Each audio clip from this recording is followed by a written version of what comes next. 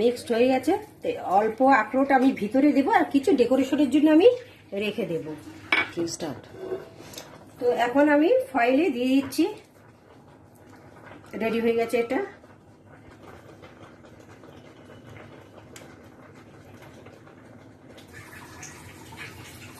এখন একটু ডেকোরেশনের জন্য একটু আখরোট দিয়ে দিচ্ছি, দেখতে ভালো লাগবে।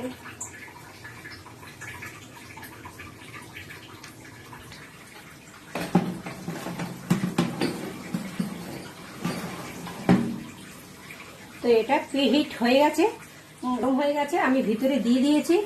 তো 180 ডিগ্রি আমি দিয়ে দেবো, 80 ডিগ্রি দিয়ে দিয়েছি আর কি, এই 1 ঘন্টা।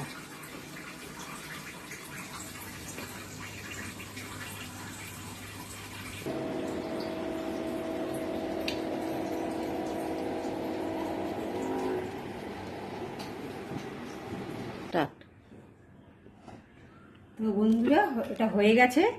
তো এবার আমি চেক করছি, একদম হয়ে গেছে ভালো। তো এই রেসিপিটা যদি আপনাদের ভালো লেগে থাকে তাহলে বাড়িতে বানিয়ে খেয়ে আমাকে জানাবেন কেমন হলো। Thank you.